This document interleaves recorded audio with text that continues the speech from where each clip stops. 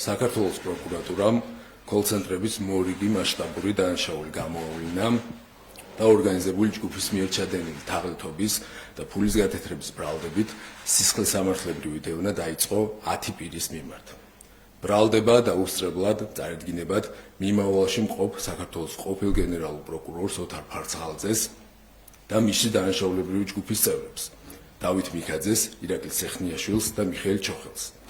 ხოლო ბრალდების დადგენილება პირადად გაეცნობა სხვა სისხლისამართლის საქმეზე სასჯელი აღსრულების დაწესებულებაში მოთავსებულ გიორგი მიქაძეს. ამავე სისხლისამართლის საქმეზე დაკავებულია ორგანიზებული დანაშაულებრივი ჯგუფის წევრი ელისო კილაძე.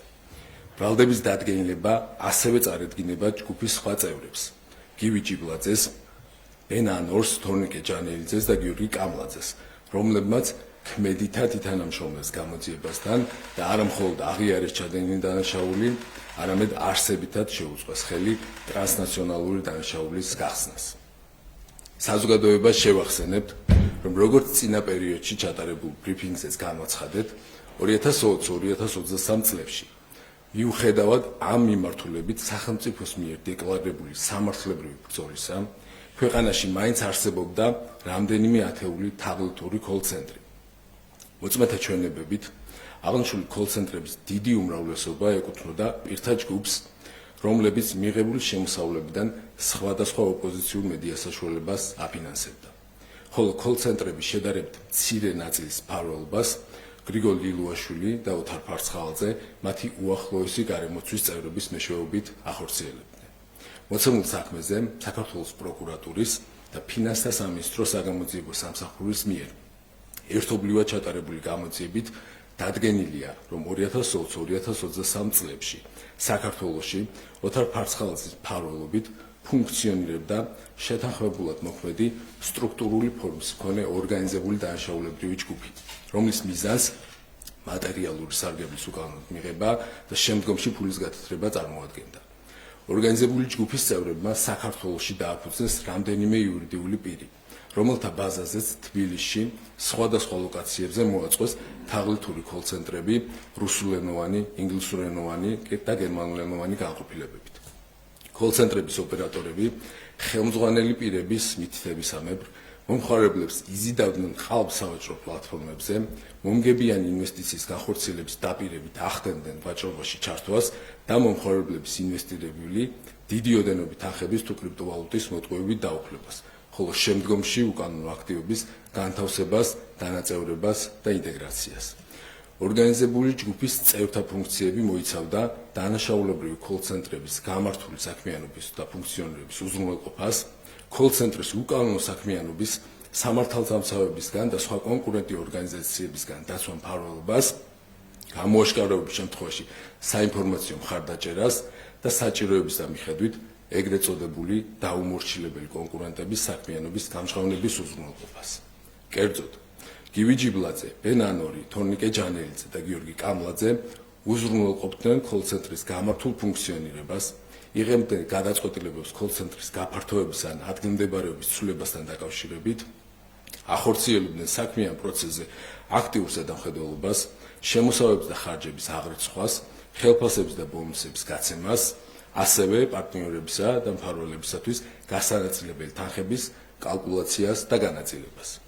ორგანიზებული ჯგუფის სხვა წევრები გიორგი მიქაძე, დავით მიქაძე, ირაკლი სეხნიაშვილი და მიხეილ ჩოხელი ოთარ ფარცხალაძისა და მისი გავლენების მეშვეობით უზრუნველყოფდნენ კოლცენტრის დანაშაულებრივი საქმიანობის მფარველობას, რაც გულისხმობდა სამართალდამცავებისგან და კონკურენტი ორგანიზაციებისგან ჩარევისგან დაცვას. ამასთან მონაწილეობდნენ კოლცენტრის ფუნქციონირებისათვის საჭირო მნიშვნელოვანი გადაწყვეტილებების მიღების პროცესში. აღსანიშნავია, რომ კოლცენტრის საქმიანობის გამოაშკარავების ან ასეთი რისკის არსებობის შემთხვევაში სათანადო ინფორმაციის სხვადასხვა მედია პლატფორმაზე გავრცელებით ელისო კილაძე უზრუნველყოფდა დანაშაულებრივი საქმიანობის კანონიერად წარმოჩენას. ამავდროულად იმ კონკურენტი კოლცენტრების მხილების მიზნით, რომლებიც არ იყვნენ მათი გავლენის ქვეშ მოქცეულები, ელისო კილაძის მიერ ხდებოდა მათი ადგილმდებარეობის და თანამშრომლების თაობაზე ინფორმაციის საჯაროდ გავრცელების დაგეგმვა, გავრცელების მუქარა თუ გავრცელება. და შემდგომში მათი შანტაჟის გზით განმობირებისათვის სათანადო პირობების შექმნა. გაწეული საქმიანობისათვის გავლენის და საინფორმაციო მფარველები არარეზიდენტი პირებისგან მოტყუებული დაუფლებული თანხებიდან ყოველთვიურად სოლიდურ სარგებელს იღებდნენ. რაც მხოლოდ ამ ეტაპზე გამოძიებით არის დადგენილი 2022-2023 წლებში დანაშაულებრივი საქმიანობის ფარგლებში ორგანიზებული ჯგუფის წევრები მოტყუებით დაეუფლნენ უცხო ქვეყნის 200-ზე მეტი მოქალაქის კუთვნილ დაახლოებით 9.5 მილიონი ამერიკული დოლარის ღირებულების კრიპტოვალუტას. შემდგომში უკანონო შემოსავალის ლეგალიზაციის მიზნით დაზარალებულებისგან მოტყუებით დაუფლებული ვირტუალური აქტივები დანაწევრებით მრავალჯერადი ტრანზაქციებით ნაწილდებოდა სხვადასხვა კრიპტოსაფრთხეებზე, რომლებსაც ორგანიზებული ჯგუფის წევრები განკარგავდნენ. ხოლო ვირტუალური აქტივების კონვერტაციის შედეგად მიღებული ნაღდი ფული ხმარდებოდა ორგანიზებული დანაშაულებრივი ჯგუფის საჭიროებებს, ხელფასების და ბონუსების გაცემას, კოლცენტრების მიმდინარე ხარჯების დაფარვას.